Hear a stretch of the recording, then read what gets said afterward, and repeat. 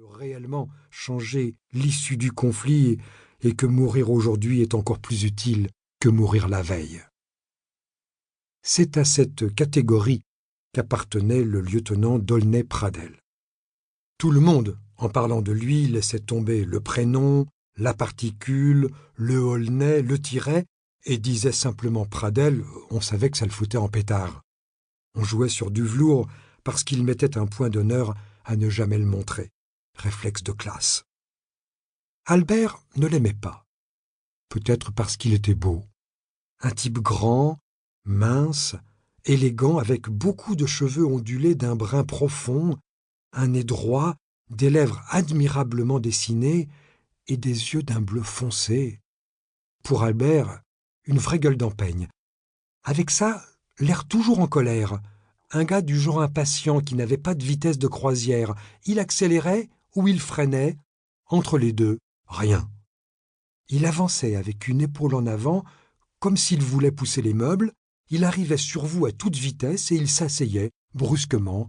C'était son rythme ordinaire. C'était même curieux, ce mélange. Avec son allure aristocratique, il semblait à la fois terriblement civilisé et foncièrement brutal. Un peu à l'image de cette guerre. C'est peut-être pour cela qu'il s'y trouvait aussi bien. Avec ça, une de ses carrures, l'aviron sans doute, le tennis. Ce qu'Albert n'aimait pas non plus, c'était ses poils.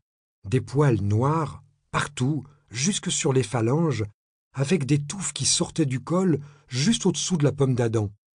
En temps de paix, il devait sûrement se raser plusieurs fois par jour pour ne pas avoir l'air louche. Il y avait certainement des femmes à qui ça faisait de l'effet, tous ces poils, ce côté mâle, farouche, viril, vaguement espagnol.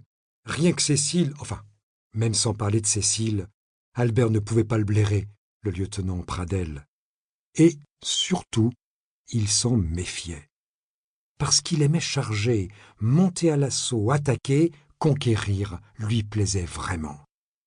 Depuis quelque temps, justement, il était moins fringant qu'à l'accoutumée.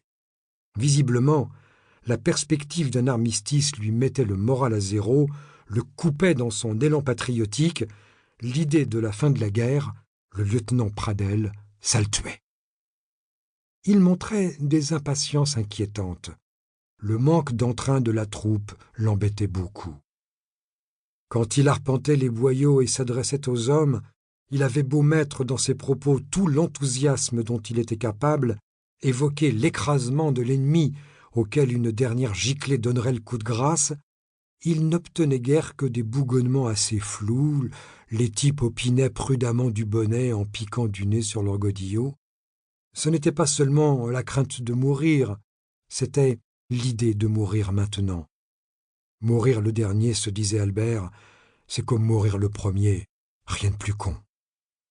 Or, c'est exactement ce qui allait se passer. Alors que jusqu'ici, dans l'attente de l'armistice, on vivait des jours assez tranquilles, brusquement, tout s'était emballé. Un ordre était tombé d'en haut, exigeant qu'on aille surveiller de plus près ce que faisaient les Boches. Il n'était pourtant pas nécessaire d'être général pour se rendre compte qu'ils faisaient comme les Français, qu'ils attendaient la fin. Ça n'empêche, il fallait y aller voir. À partir de là, plus personne ne parvint à reconstituer exactement l'enchaînement des événements. Pour remplir cette mission de reconnaissance, le lieutenant Pradel choisit Louis Thérieux et Gaston Grisonnier. Difficile de dire pourquoi, un jeune et un vieux, peut-être l'alliance de la vigueur et de l'expérience, en tout cas, des qualités inutiles parce que tous deux survécurent moins d'une demi-heure à leur désignation. Normalement, ils n'avaient pas à s'avancer très loin. Ils devaient longer une ligne nord-est, sur quoi 200 mètres, donner quelques coups de cisaille, ramper ensuite jusqu'à la seconde rangée de barbelés, jeter un œil, et s'en revenir en disant que tout allait bien, vu qu'on était certain qu'il n'y avait rien à voir. Les deux soldats n'étaient d'ailleurs pas inquiets d'approcher ainsi de l'ennemi.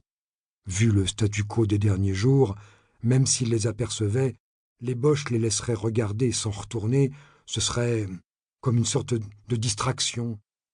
Sauf Para seguir escuchando este audiolibro gratuitamente, haz clic en el enlace de la descripción y podrás escucharlo completo sin coste gracias a la prueba de 30 días de Audible.